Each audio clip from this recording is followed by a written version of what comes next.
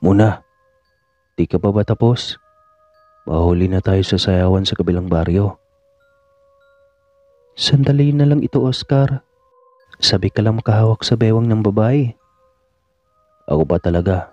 Ikaw itong gusto kong samahan para payagan lang ng mama at papa mo na makaalis at makapunta ng sayawan. Akala mo kung hindi ko alam na gusto mo lang kikitain ng nobyo mo doon. Si Oscar naman ang ingay. Mamaya marinig ka ng papa. Iinunahan mo ako eh. Ito na nga, nagmamadali na oh. Sinusuguro ko pang mabago ako Natawa lang si Oscar nang makita ang pagiging piko ng kanyang pinsan. Pareho lang din naman sila nang hangarin ang makasama sa gabi na iyon ang kani-kanilang nobyo at nobya dahil bawal ipaalam sa kanilang magulang. Bawal pa silang magkaroon ng karelasyon hanggat hindi sila nakapagtapos ng kolehiyo.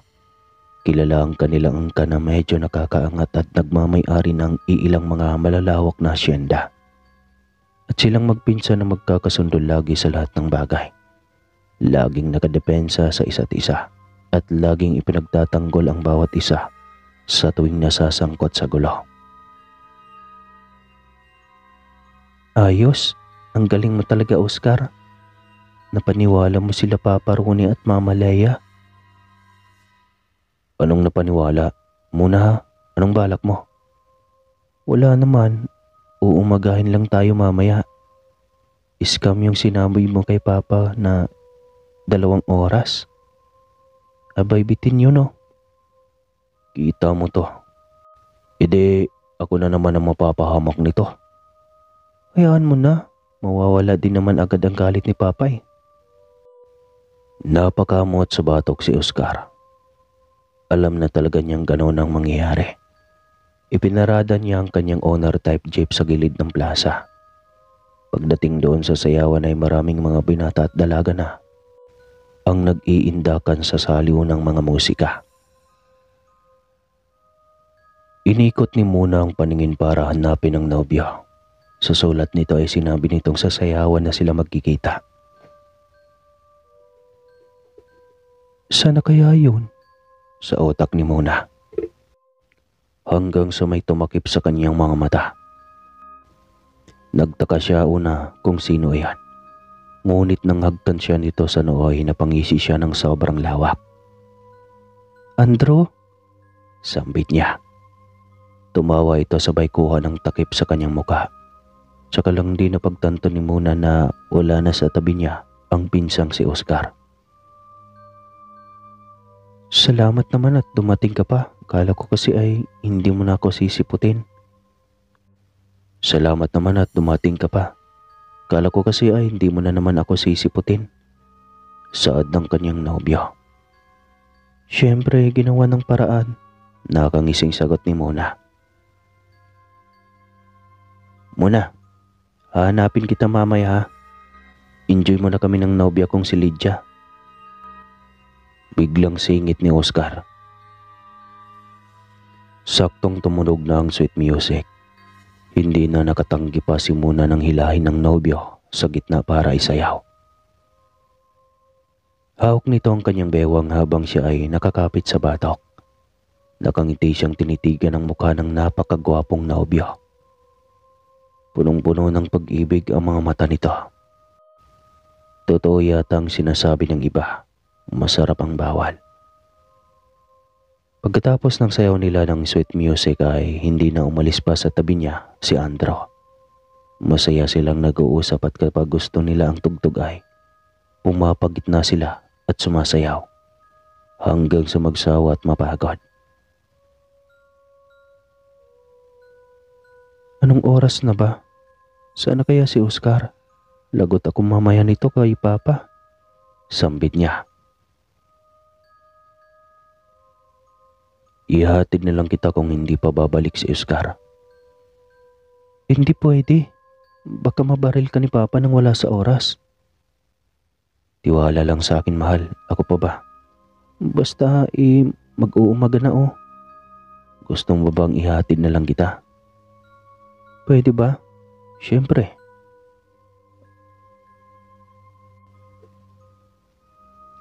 Ang buong akala niya ay lalakarin lang nila. Hindi niya inasahan na may kotse ito. Isang auto na kulay itim at kumikinang pa at halatang bagong-bago. Sa'yo to? Gulat na tanong niya. Oo, namilog ang kanyang mga mata. Ang buong akala niya ay mahirap lang ito dahil nakilala niya ito sa isang ilog. Suot ang sombrerong yari sa pantan at puno ng putik ang bota. Ganun pa man ay litaw pa rin ang kagapuhan nito at hindi siya makakalimot sa aurang iyon ng binata. Habang sakay siya dito ay tahimik lamang siya at nahihiyang magsalita sa nobyo. Para bang mas mayaman pa yata ang nobyo niya kaysa sa kanya. Bakit napakatahimik mo, mahal? Tanong ni Drew sa kanya. Wala naman, nagulat lang ako. Hindi mo naman kasi sinabi na mayaman ka pala. Ito talaga oh. Mahalaga ba ang yaman sa isang relasyon? Hindi naman. Nakakapangliit lang kasi nga, mahal, sana lang mahalin mo ako base sa kung sino ako. Kung ano ang katauhan ko at ang buong ako. Oo naman, mahal. Ipinilig niya ang kanyang ulo sa balikat ng nobyo. Kakaibang kilig kapag ito ang kanyang kasama. Hindi niya namalayang nakatulog siya sa biyahe. Nagising na lang siya nang yugyugin ni Andrew ng mahina ang kanyang balikat. Nakatulog pala ako. Pasensya na, mahal. Hinging dispensa ni Muna sa nobyong si Andrew. Okay lang. Napuyat ka rin sa magdamag na sayawan eh. Oo nga eh. Bawit na lang ako sa susunod sa iyo. Ayos nga lang, mahal. Hindi mo naman kailangan bumawi. Masaya naman ako dahil kasama kita. Talaga? Napakaswerte ko naman sa iyo. Napayakap siyang muli sa nobyo. Niyakap naman siya nito pabalik. Halika na. Lakarin na lang natin ang sa inyo. Sa kabilang kanto naman na. Hindi na muna ako tutuloy at baka makita ako ng inyong ama. Sabi mo nga, di ba, sundalo ang papa mo. Isang general at ayaw nang makipagrelasyon ka. Kaya hindi na muna ako lalantad. Salamat naman at naintindihan mo ko, Andrew. Pangako, kapag tapos na ako mag-aral ay ipapakilala kita kaagad sa aking ama. Ihintayin ko ang araw na iyon. Masayang sagot ni Andrew. Maingat siyang bumaba ng kotse nang pagbuksan siya ng nobyo. Nilakad nila ang kanto. Medyo may kalayuan iyon, ngunit maliwanag naman ang buwan. Kaya kitang-kita pa rin ang kabuuan ng kalsada. Mula sa di kalayuan ay may kung anong nilalang sa gitna ng kalsada. Tila nakatuwad iyon at hindi maintindihan. Nagtaka si Muna kung anong bagay iyon. Nakikita mo ba ang nakikita ko, mahal? Tanong niya kay Andrew na noon ay tahimik lang. Aswang yan, Muna. Halos pabulong na sagot ni Andrew. Napakapit siya sa bisig ni Andrew dahil sa takot. Pinigilan niya si Andrew na huwag gumakbang. Ngunit ayaw rin yata nitong magpaawat at napakatigas nitong hilahin.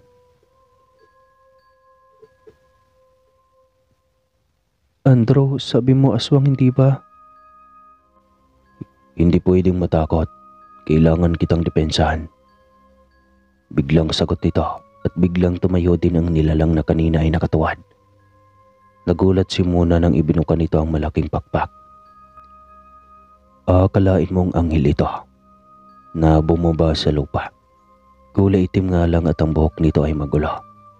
Lumipad dito at dumapo sa kanilang harapan. Pwede ba, Lara? Tigilan mo na ang pag-aaligid sa akin. Tanggapin mo nang hindi ako papayag sa mga gusto ng mga magulang natin.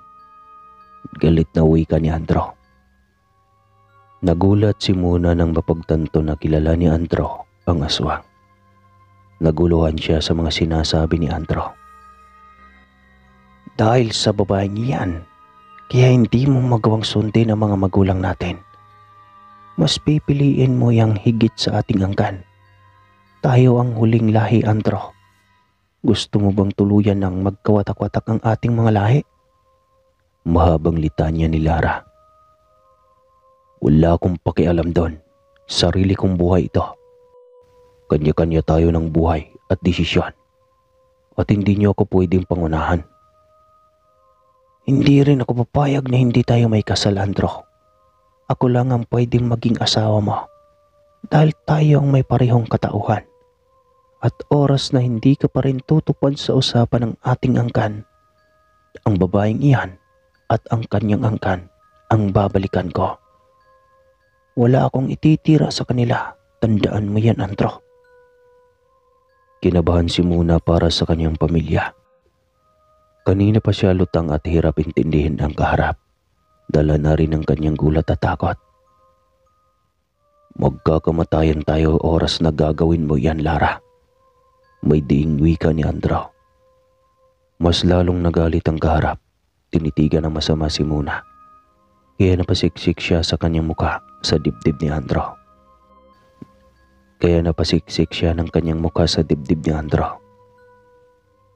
Mas lalong nagalit si Lara sa kanyang ginawa kaya sumugod ito.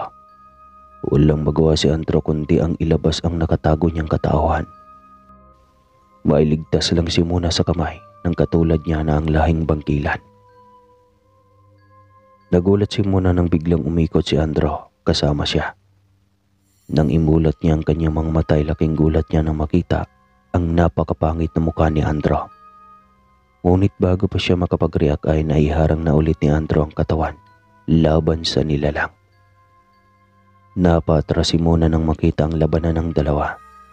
Nakipagbuno ang mga ito sa isa't isa. Sigaw naman ang sigaw si Muna sa takot at tila na estatwa lang siya sa kanyang tinatayuan. Ilang sandali pa ay biglang may ilaw ng sasakyan mula sa unahan. Ngunit wala pa rin pakialam ang dalawa at patuloy pa rin ang labanan. Biglang umalingaw-ngaw ang putok ng baril at saka lang kumala sa isa't isa sina Andro at Lara. Ang mga ito kasi ang pinagbabaril at laging gulat ni Muna nang makitang uto iyon na pag-aari ng kanyang ama na sundalo. "Sakay na muna!" sigaw nito. Taranta siyang tumakbo para sumakay sa sasakyan ng ama. Iyak na rin siya ng iyak dahil sa takot sa mga nakasalamuhang nilalang na noon lang niya nakasalamuha at nasaksihan ang nakakatakot na mukha. Napatili pa siya nang sugurin sila ni Lara. Ngunit hindi pa man ito nakalapit ay binaril na ito ng kanyang ama. Mabilis rin itong nakailag kaya hindi natamaan ng bala ng baril. "Una!" tawag ng kanyang nobyo. Ramdam na rin niya ang kaba dahil sa takot na baka mabisto ng ama niya ang pakikipagrelasyon niya sa akala niya ay isang ordinaryong tao lang. Yun pala ay isang aswang.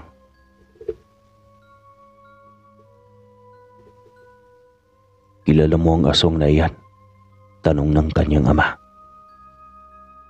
Hindi siya sumagot bagkus ay inutusan na ang kanyang ama para lumayo na sa lugar. "Bilis na, Papa. Ayan na naman ang aswang." Biglang sigaw niya nang makita ang muling pagsugod ni Lara. Ngunit bago pa ito tuluyang makalapit ay mabilis na lumipad palapit si Andro para harangin ito.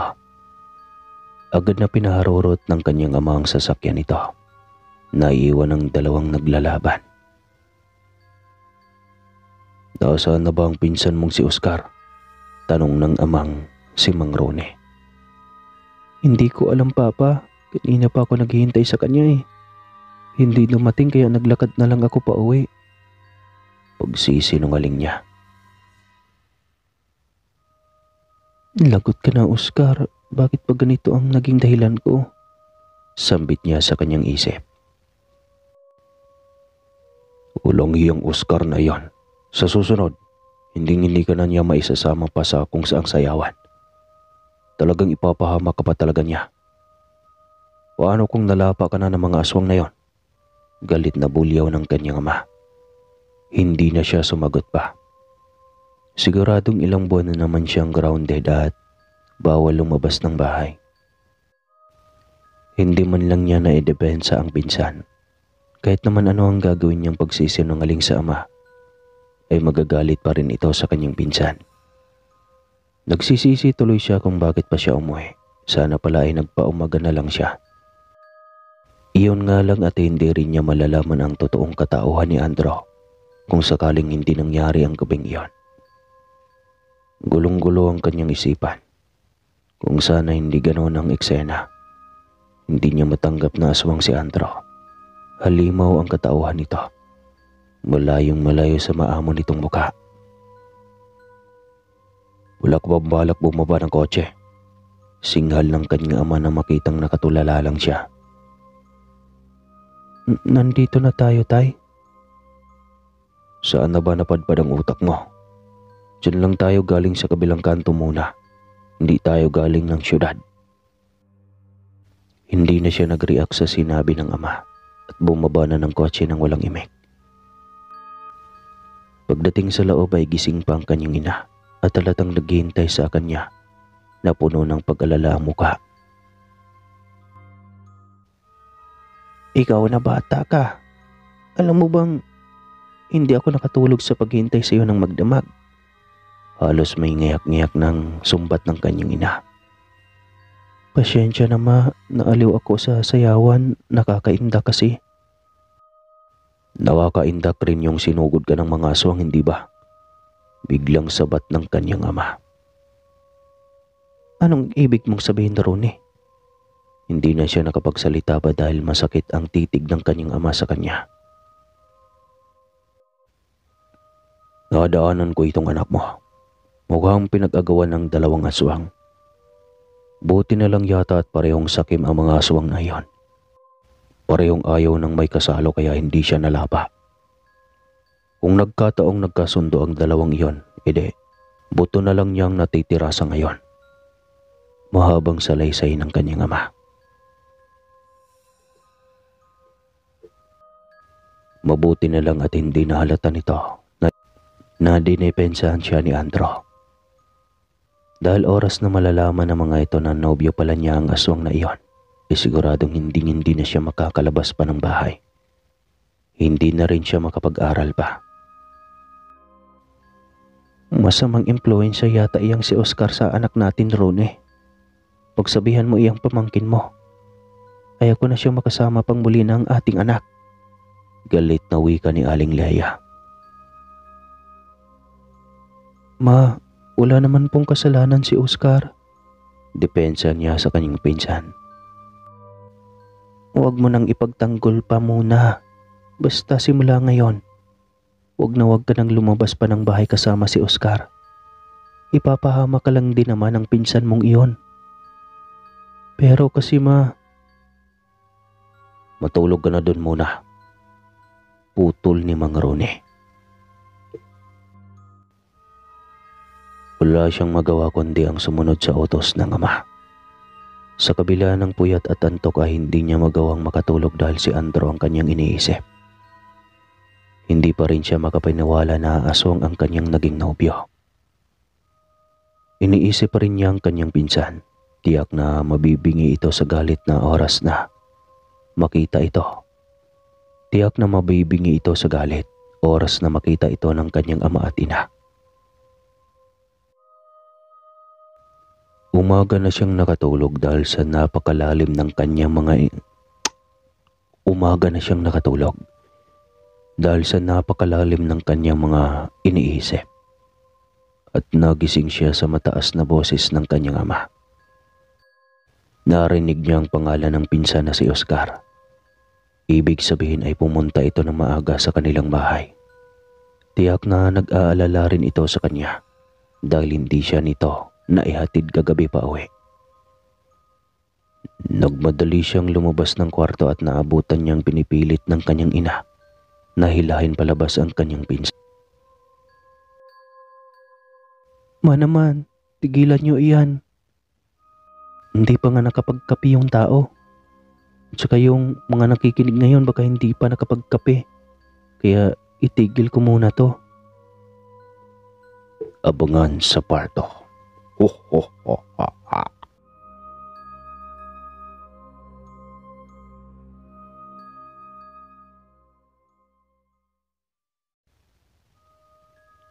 Pupuntahan mo ang pinsan mo dito at yayaing magkipagsayawan sa piyesta. Tapos iiwanan mo doon mag-isa. Samantalang ikaw nandoon. Napikutan ng nobya mo dahil naglasingan kayo. Bulyaw iyon ng ama ni Muna na si Mang Ronnie sa kanyang pinsang si Oscar. Nalasing kasi ako, tiyo. Yun na nga, nalasing ka. Kasi naglasing ka. Kinalimutan mo si Muna. Tiyo, hindi na talaga mauulit. Talagang hindi na dahil ayaw kong lumabas pa ng bahay si Muna. Hindi mo alam kung anong nangyari sa kanya. Kamunti ka na siya makain ng aswang. Pinag-aagawan siya ng aswang. Paano kung hindi ako dumating doon? Galit pa ring sigaw nito kay Oscar. Tay naman, ang aga, ang ingay-ingay mo. Reklamo niya na makalabas ng kanyang kwarto. Bumalik ka sa loob muna. Grounded ka simula ngayong araw. Bawal kang lumabas ng kwarto para kumain. Bulyaw ng kanyang ama. Papa naman. Anong papa naman? Pasok. Sariwa pang sanga ng bayabas na bagong putol ko. Gusto mong hahampasin na kita kaagad nun? Hindi ako mangingiming paluin ka kahit dalaga ka na. Wala siyang nagawa kundi ang sumunod sa utos ng kanyang ama. Disiplinang militar ang inabot niya at walang magawa maging ang inang si Aling Leia. Kasalanan mo naman. Bakit kasi inumaga ka na ng uwi? Tanong pa ng kanyang ina. Nang pumasok ito ng kanyang kwarto, bit-bit ang timpla nitong gatas at tinapay. Pero ma, grabe naman po kung pati paglabas ng kwarto bawal. Pati sikat ng araw bawal kong masilayan. Ganon talaga. Disiplina sa iyo yan eh. Grabe kayo sa akin, Nay. Samantalang sina kuya noon, kahit magdamag sa inuman kasama ang barkada. Kahit tig-3 araw hindi uuwi, ayos lang sa inyo. Babae ka kasi anak, bunso ka pa. Ilang latigo na rin naman ang naranasan ng mga iyon. Sadyang matigas lang ang ulo kaya napagod na rin ang ama mo sa pagdidisiplina. Kaya sana huwag mong gayahin ang dalawa mong kuya na puro rebelde. Hindi siya umimik. Alam niyang sumobra sa disiplina ang ama kaya ganoon ang nangyari. Hindi magiging ganoon ang mga kapatid niya kung hindi nasabrahan sa higpit. Iniisip niya si Andro. Ngayong nalaman niya ang katauhan nito, magpapakita pa kaya iyon sa kanya. Mula sa bintana ay nakatukod ang kamay niya sa nguso habang nakapamintana. Sobrang tahimik at pati telebisyon ay bawal buksan. Ang kanyang ama ay nasa kubo nito habang binabalatan ng maraming bunga ng mais. Ay nakikinig ito ng drama sa radyo. Paminsan-minsan ay iniisip niyang tumalon sa bintana. Kaso ay saan naman siya pupunta? Hanggang sa biglang may narinig siyang sitsit. Agad niyang inikot ang kanyang tingin para hanapin ang pinagmulan ng huni. Nasa nakausling bato ito. Nakadapang nakatingin sa kanya. Si Oscar. At hindi niya alam kung bakit at anong ginagawa nito roon. Unti-unti itong gumapang palapit sa kanya. Loko ka ba? Makita ka mamaya ni Papa.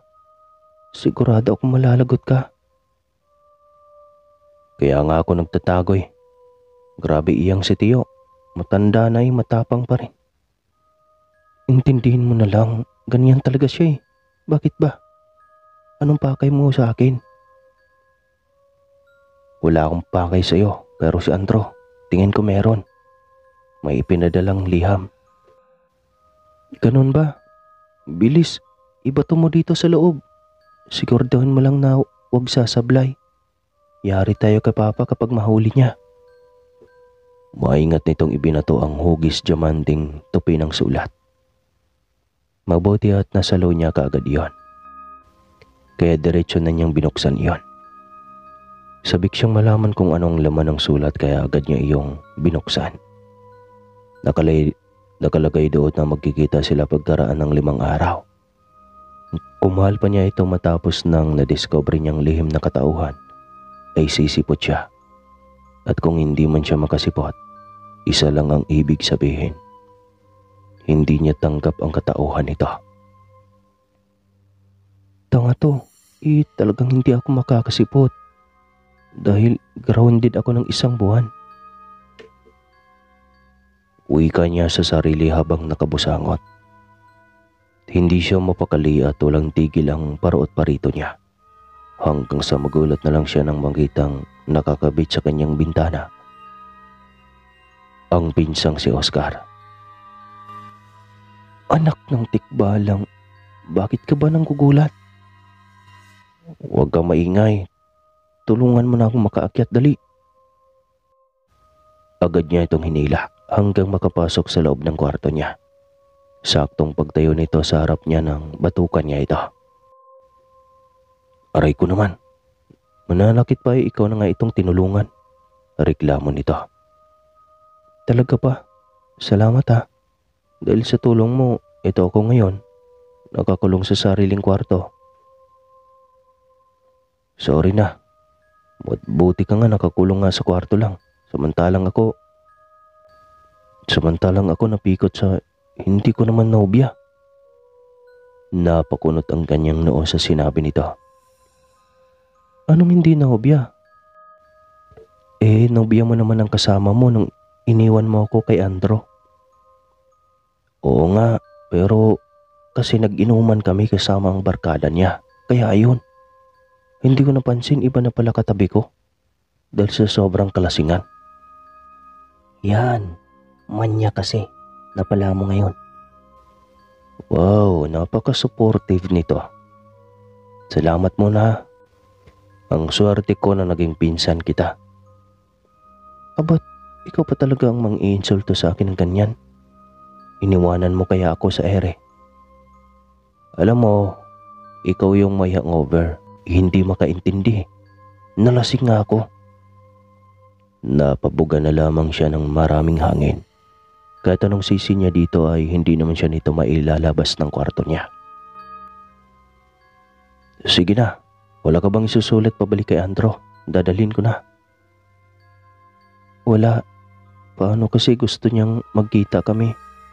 Ang labo niyan kasi grounded ako.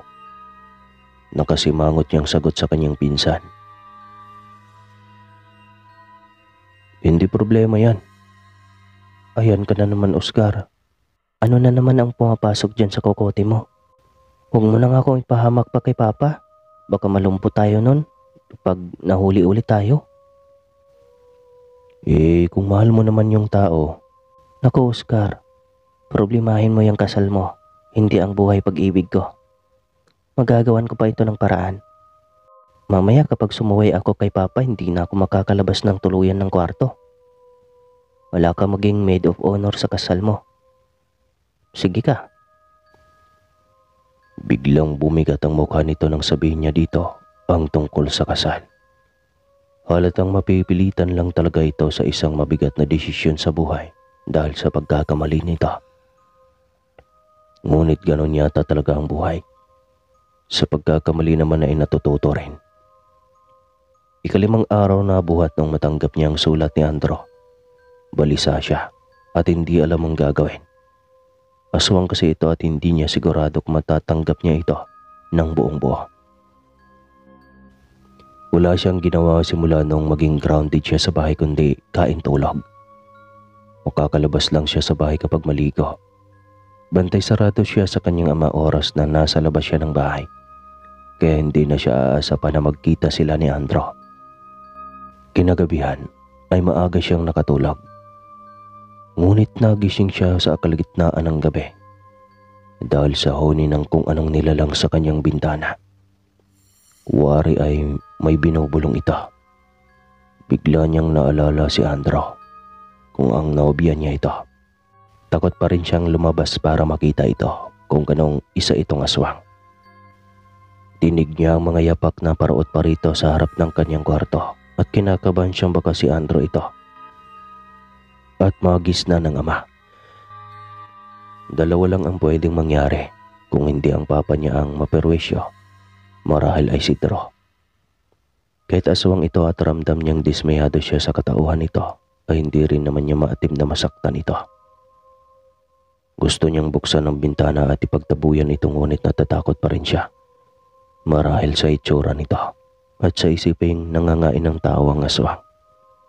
Kahit pa naisalba na siya ng isang beses ni Andrew, magulo ang kanyang pag-iisip. Hindi rin siya sigurado kung si Andrew ba ito o kung nakalaban ni Andrew na gusto siyang saktan ng gabing iyon. Biglang bumukas ang ilaw kaya napabangon siya at nataranta. Kung si Andrew ito at kung mabaril ito ng ama niya, ay tiyak uusigin siya ng kanyang konsyensya. Lakas loob niyang binuksan ang bintana. Mabilis na lumapit doon si Andrew. Hindi naman ito mukhang aswang. Maamo ngunit miserable ang mukha nito. "Anong ginagawa mo dito, Andrew?" Pabulong na tanong niya.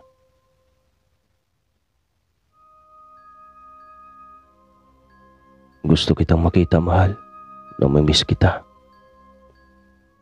"Hindi ako pwedeng lumabas. Makikita ka ni Papa." "Muna sandali. Bakit hindi ka sumipot? Naghintay ako doon buong araw. Umaasa na pupuntahan mo ako at makapag-usap tayo." "Grounded ako kaya hindi makalabas. Hindi ba sa'yo nasabi ni Oscar?" Hindi na kami nagkita muli eh." "Muna!" Biglang tawag ng kanyang ama mula sa labas kaya nagulat siya. Hindi siya sumagot at nagkunwaring tulog. Kinatok pa nito ang pinto ngunit hindi siya sumagot. Ilang sandali pa ay humakbang ito palayo sa pinto ngunit pababa na ito ng bahay. "Umalis ka na muna, Andrew." "Hindi ako aalis. Gusto kitang makasama." "Ang kulit mo naman. Mahuhuli ka ni Papa." "Bahala na. Basta dito lang ako. Gusto kitang makasama." "Kulit mo talaga. Umakyat ka na, bilis." Pagkasabi niya ay walang kahirap-hirap nitong tinalon ang bintana. Papasok ng kanyang kwarto. Agad din siyang niyakap nito. "Andrew," sambit niya. "Huwag mo kong iwanan muna. Hindi ko kaya." Hindi siya makasagot. Hindi siya sigurado dahil pagkaramdam niya ay nandidiri pa rin siya dito. Nahalata ito ng binata kaya dumistansya ito ng konti sa kanya. "Tao pa rin naman ako muna. Isinumpang lahi kami kaya ganito ako." Nagsimula na itong umiyak. Nahabag na rin ang kanyang kalooban habang nakatingin sa nobyong sobrang miserable ang mukha. Iyon ang unang pagkakataon na nakakita siya ng isang lalaking umiiyak. Nakakaturog pusong tignan. Mayaman nga ang aming lahi. Limitado naman ang aming kilos at paglabas ng bahay. Ang hirap maging aswang. Kahit sa mga makasalamuhan naming tao ay limitado rin. Kahit sana hindi ako pinanganak na mayaman. Kahit mahirap, huwag lang aswang. Kaso hindi ko naman pwedeng piliin ang buhay na para sa akin. Nananalaytay naman iyon sa aming dugo. Mas lalong nahabag ang kalooban niya dahil sa sinabing iyon ng binata. Muli niyang narinig ang pagpasok ng kanyang ama sa pinto ng kanilang bahay. "Muna, buksan mo itong pinto," sigaw ng kanyang ama. Nang hindi pa rin niya binuksan iyon na ito na ang sapilitang nagbukas. Taranta siyang itinulak si Andrew palabas ng bintana. Walang magawa ang binata kundi ang tumalon na rin. Hindi man lang nito nakausap ng maayos si Muna. Gusto sana nito ng seguridad sa kanilang relasyon. Ayaw nitong iwanan siya dahil hindi pa sila tapos mag-usap. Sa galit ng binata ay napagbuntungan niya ng galit ang nakataling baka mula sa di kalayuan ng bahay nila Muna. Tahol ng tahol ang mga aso sa kanya. Ang iba ay umaalulong at tila takot sa kanya. Lalo na nang sakalin niya ang baka hanggang sa nawala ng hininga. Gamit ang mahahabang kuko ay hiniwan niya ang tiyan nito. at pinuntiryang kainin ang atay nito. Doon niya ibinunton ang sakit ng kanyang kalooban. Pagkaramdam kasi niya ay hindi siya matanggap ng nobya dahil sa kanyang katauhan. Hindi naman talaga katanggap-tanggap at aminado naman siya doon. Tumingala siya sa bilog na buwan. Hindi niya mapigil ang pagpatak ng kanyang mga luha. Bakit pa siya isinilang sa mundo kung para lang naman pala sa pagpapanatili sa tanikalang sumpa ng angkan? Sana pala hindi na lang niya naranasang mamuhay sa mundo na mga normal. Kung hindi naman pala siya kauri ng mga ito. Bakit pa siya naging kabilang sa lipunan ng mga tao kung hindi naman pala siya tanggap ng mga ito? Inumaga na siya nang uwi sa kanilang bahay. Pagdating niya roon ay parang wala lang. Tila walang pakialam kung saan galing. Sa bagay pareho naman silang lahat na aswang. Lolo niya, lola niya, magulang at mga kapatid. Siguradong lahat ng mga iyon ay gumala na kagabi. Samantalang, nagulantang si Mang Rone. Kinabukasan na makita nito ang isa sa mga alagang baka na wala ng buhay. Warak ang tiyan at nawawala ang mga lamang loob. Hayop na aswang yun, bulalas nito. Saktong dumating si Mang Tonyo na tagapangalaga nito at nagulat din na makita ang nakabulagta na katawan ng baka. Naku, anong nangyari sa alagang baka natin? Tanong pa nito. Nabiktima yata ng aswang, Mang Tonyo. Hayop na aswang yon. Gigil na gigil ang dalawa sa nangyari sa alaga. Ngunit wala rin naman silang magawa kundi ang ilibing na ito.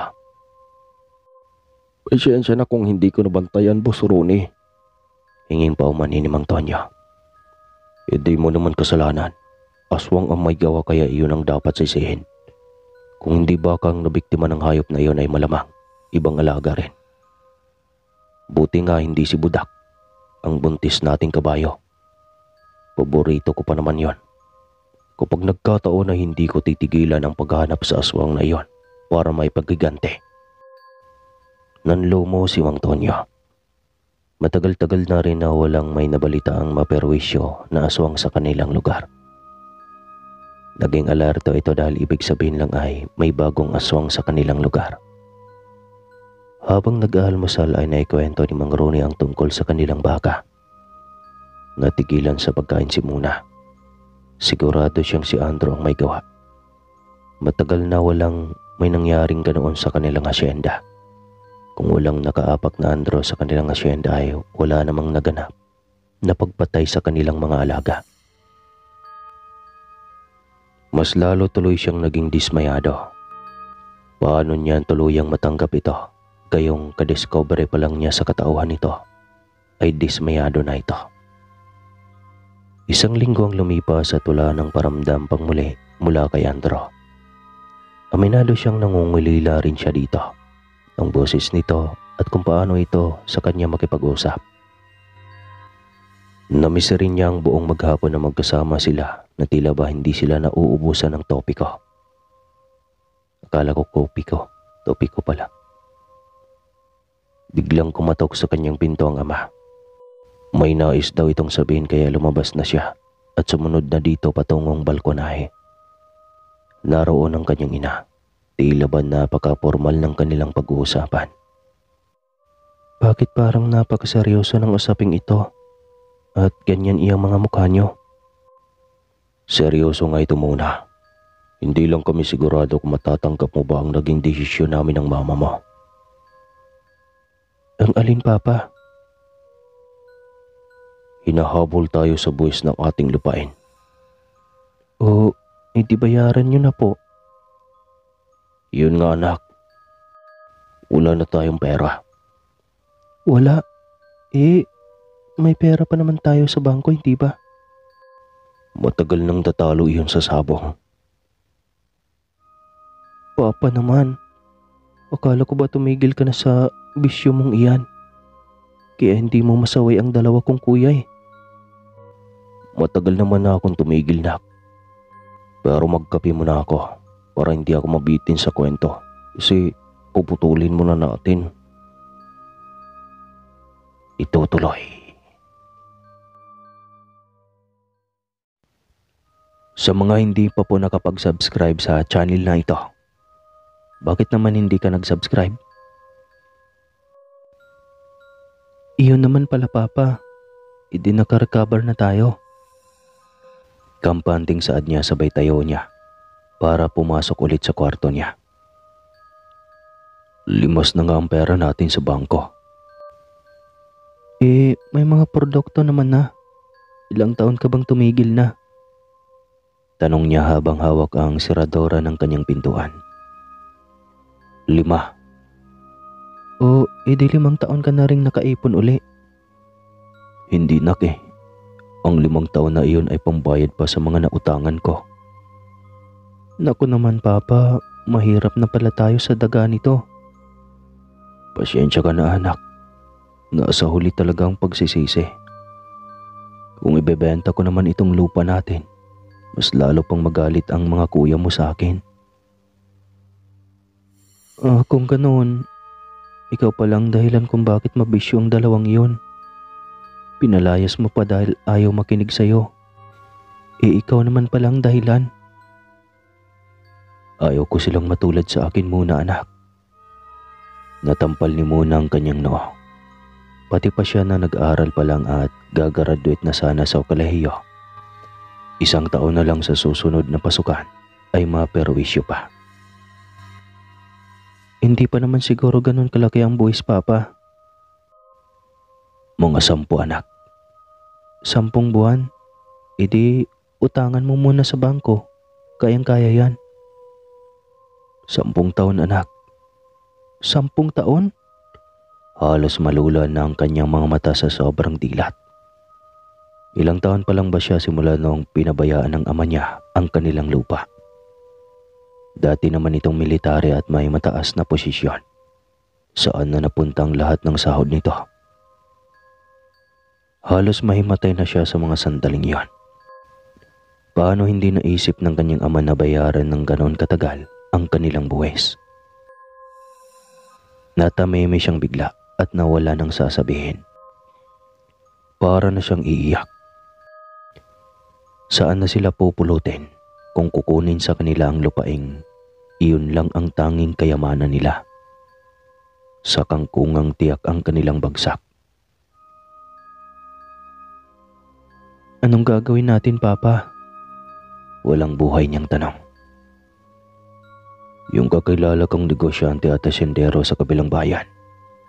Nag-aalok siyang tumulong pero may kondisyon. Sakyan mo na kahit anong kondisyon pa yan Papa. Ang mahalaga ay makakabayad tayo ng buwis.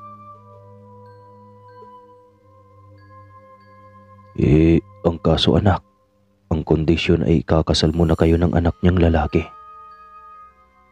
Hayop na yan. Ginawa akong collateral. Sa utak niya. Matagal bago siya nakasagot. Ano nak, payag ka ba? Hindi pa rin siya naimik. Paano ang pag-aaral niya? Paano ang lahat ng mga pangarap niya sa buhay? Paano na si Andro? Paano ang kanilang relasyon? Puro tanong ang isipan niya. Hindi. Biglang sagot niya. Hindi. Halos sabay na sagot ng papa at mama niya. Hindi maipinta ang mukha ng kanyang mama. Natural lang na ito ang pinakaapektado sa lahat. Pamana lang naman ito ng mga magulang nito. Iyon na lang ang natira sa ina niya. Dahil kinamkam lahat ng pag-aari ng ama nito, ng stepmother nito. Kaya sobrang halaga dito ang asyenda. Anak, parang awa mo na. Mamamatay ako kapag mawala sa akin ng lupaing ito. Umiiyak na wika ng mama Leia niya. Iyon naman pala. Bakit mo pinayagan na magsugal si Papa? Ikamamatay mo pa lang kapag nawala ang lupang ito. Napabusangot siya habang tinitignan ng may hinanakit ang papa at mama niya. Palipat-lipat ang tingin niya sa mga ito. Biglang nilingon ng ina niya. Ang noon ay nakakaawang ama niya. Nagmumuka itong basang sisiw sa gilid. Ang dating tigasin niyang ama ay tila nabasagan ng bayag. Hayop tong ama mo eh. Kung palalayasin ko na lang kaya ito. Malay ko bang sekretong pumupuslit ito sa sabungan noon? Nanlilisik ang mga mata ng kanyang ina habang nakatitig sa ama niya. Nakagat niya ang kanyang daliri habang nakatingin sa kanyang ama. Magulo na tuloy ang kanyang emosyon. Pag-isipan ko na lang. Tumigil na kayong dalawa. Inis na wika niya sa mga ito. Dadalo muna ako sa kasal ni Oscar. Di ay mas nabuhay to. Hindi rin nalalayo ang kapalaran ko kay Oscar eh. Paalam niya sa mga ito at tuluyan ang pumasok sa kanyang kwarto. Hinayaan na lamang niya na nakabukas ang pintuan ng kanyang kwarto. Hindi ang mga ito naimik. Pumasok na siya ng kwarto at nagbihis. Sa wakas ay makakalabas na siya ng bahay. May pag-grounded pa ay gagawin lang din naman pala akong collateral sa utang. Reklamo niya habang nagbibihis. Pagdating niya sa bahay ng kanyang pinsan ay nakabihis na din ito. Napakamalas ko naman. Pupunta ako dito para may kausap. May lakad ka rin naman pala. Pero para namang Biyernes Santo yung mukha mo. Puna niya sa pinsang si Oscar. Seminar ko ngayon sa pare para sa kasal daw. Samahan mo na lang kaya ako sa simbahan. Tuloy na talaga yan. Alam mo bang ako rin? Kaagad na wika niya rito. Wala naman siyang itinagong sekreto kay Oscar. Lahat sa kanya ay alam nito. Maging sa nobyo niya ay ito lang din ang nakakaalam. Pwera lang sa katauhan nito. Malamang hindi niya sasabihin dito na isa itong aswang. Ipapahamak ba niya ang kanyang nobyo? Anong ako rin? Binuntis ka ni Andro kaya ikaw rin? Hindi. Ginawa akong collateral ni Papa sa utang kaya ikakasal na rin ako sa lalaking hindi ko nga nakita ang itsura. Baka matanda yun. Di kaya ay sobrang pangit kaya walang pumatol. Kaya naganap na lang ng kung sino. Sobrang desperado na yata ng taong iyon.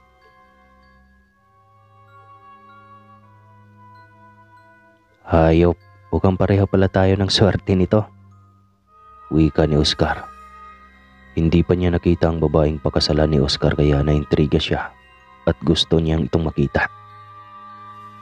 Ikaw ba? Maganda ba ang mapangasawa mo? Hindi mapigilang tanong niya habang sakay sila sa owner type jeep na sasakyan nito. Hindi sumagot kundi sumimangot lang. Hoy, parang bingito. Nagtatanong lang naman. Mamaya mo na silipin. Ikaw na ang humusga. Total, dyan ka naman magaling. Grabe to sa akin samantalang ikaw lang naman itong judgmental at mapili sa babae. Hindi ito sumagot kaya hindi na rin siya nagsalita pa. Mukha kasing bad mood ito kaya hinayaan na lang din niya. Pagdating sa simbahan ay nauna na siyang bumaba. May dalawang babae na kaedaran niya ang naroon at magkasama. Sa kanila ito nakatingin. Halatang sila ang hinihintay. Sigurado siyang isa sa mga ito ang mapapangasawa ng pinsan niya. Lumapit siya sa mga ito at nginitian dahil nakangiti rin ang mga ito habang papalapit siya. Hi, bati niya sa mga ito. Ang mga mata niya ay napagkit sa magandang babae na nasa kanyang harapan. Kasing tangkad niya ito, maganda at maputi. Ang tangos ng ilong nito at ang haba ng pilik mata. Sus, paarte pa itong pinsan ko ang ganda naman pala ng papapangasawa niya. Punan niya.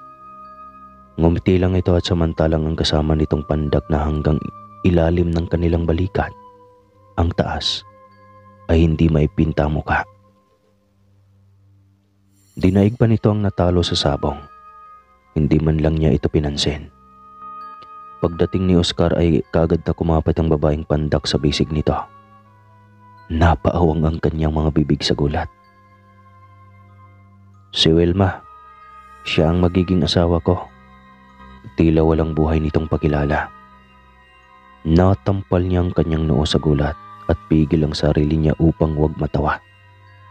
Kailan pa nagkagusto ang tsusi at maarte niyang pinsan sa ganong muka. Nailing na lang siya habang nakasunod sa mga ito. 1 buwan na lang at ikakasal na rin ito kay Welma.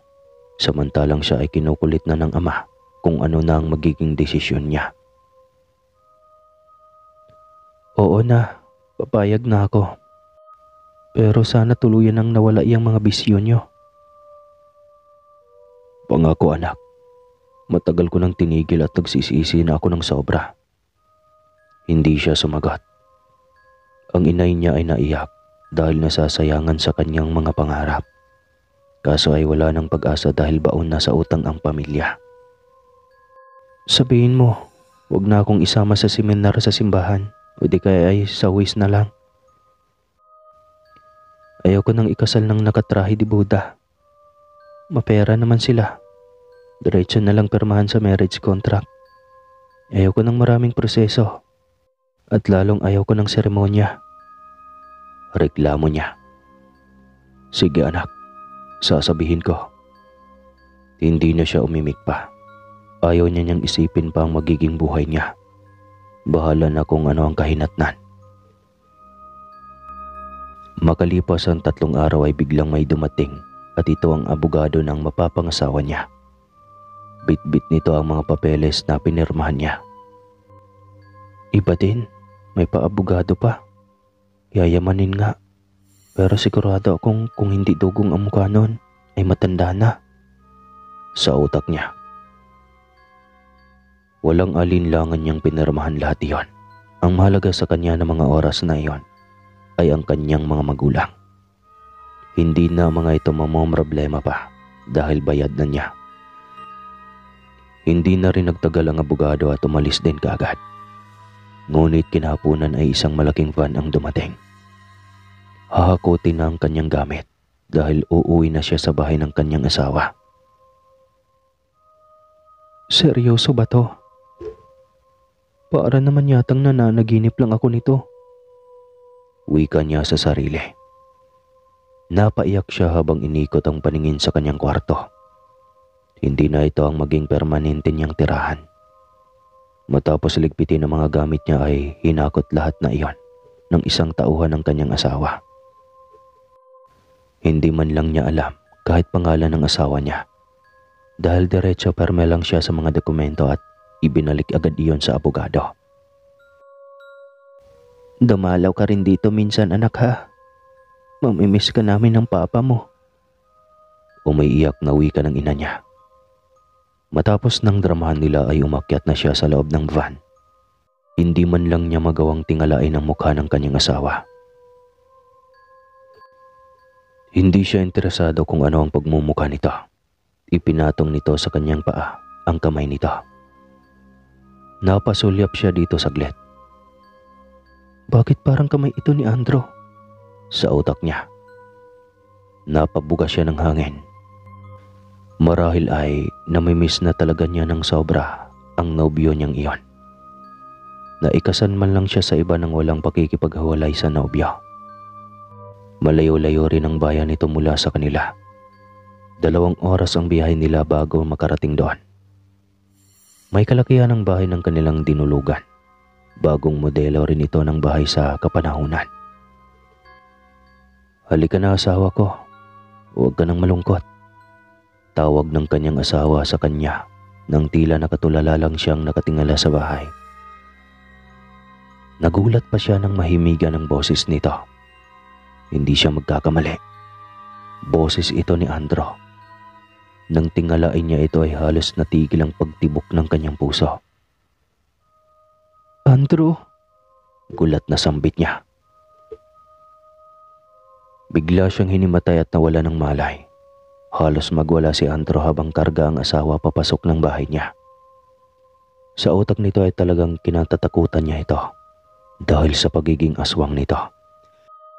Inilapag na lamang nito sa kanilang kama ang walang malay na asawa.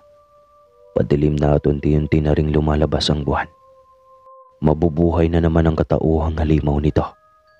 Muli na namang maghahanap ng sariwang karne ang kanyang uhaw na hininga. Lagi na lang ganoon kapag kabilugan ng buwan. Gusto man itong kumawala sa nasabing sumpa, wala ring paraan pa. Talagang iyon na ang magiging kapalaran nito. Gusto man itong hintayin na magising ang asawa ay hindi na nito kayang tiisin pa ang tawag ng hininga. Kailangan na nitong makahanap ng mabibiktima. Kagad itong nag-ibang anyo, isang nilalang na may malaking pakpak. Kayang marating ang kahit saan, makahanap lang ng maging pagkain at mabusog ang hininga. Ang 2 tauhan nitong aswang ay kanina pa nawawala, kaya siguradong naghahanap na rin ang mga iyon ng kanilang mga biktima. Maging biktima. At para hindi na siya malayo pa, ay sa kanilang babuyan na siya kumuha ng pwedeng maging biktima. Ayaw niyang magtagal sa labas dahil mag-isa lang ang kanyang asawa sa kanilang bahay. Matapos maging kontento ang hininga ay umuwi na kaagad siya ng bahay. Samantalang pagkagising ni Muna ay agad siyang bumangon para hanapin si Andro. Hindi siya nagkakamali sa kanyang nakita. Si Andro ito, ang kanyang asawa. Biglang bumukas ang pintuan at saktong nasa harap na siya nun. Pareho silang nagulat ngunit mabilis nakabawi si Andro at niyakap siya nito. Andro, paanong ikaw ang nagiging asawa ko? Dahil iyon ang nasa kontrata para makabayad ng utang sa gobyerno, ang mga magulang mo. Paano niyo nalaman? Ako mismo. Sinubukan kong hanapan ang kahinaan ng pamilya mo para mapasakin ka lang. Hindi makapaniwala si Muna sa kanyang narinig. Iba talaga kapag may pera. Lahat ay posible. Paanong hindi mo alam na ako ang magiging asawa mo? Nasa kontrata naman. Hindi ko binasa. Wala akong kaidaya-idaya na ikaw pala ang magiging asawa ko. Patawad muna, pero gagawin ko ang lahat. Mahalin mo lang ako. Kung hindi mo ako gusto makatabi ngayon ay handa naman akong darating ang panahon na matutunan mo akong mahalin. Hindi siya nakasagot sa sinabing iyon ni Andro. Naguguluhan rin siya sa kanyang sarili. Nandidiri nga ba siya sa kanyang asawa? Kumalas ito sa pagkakayakap. Sobrang tagal nila sa ganoong posisyon. Pagkakuway, walang paalam itong umalis dire-diretso. At narinig na lang niya ang pagsara ng pinto sa kabilang kwarto. Napahakbang siya palapit sa kama habang nakatulala. Hindi pa rin niya inasahan ang buhay na mayroon siya ngayon. Parang ang bilis ng pangyayari. Napakaramdam niya ay natutulog lamang siya. Kinabukasan ay maagang nagising si Andro. Nadatnan niya itong nagluluto sa kusina. Ako dapat ang gumagawa ng mga bagay na iyan. Ayos lang. Gusto ko lang ipakita sa iyo at patunayan kung gaano ka kahalaga sa akin.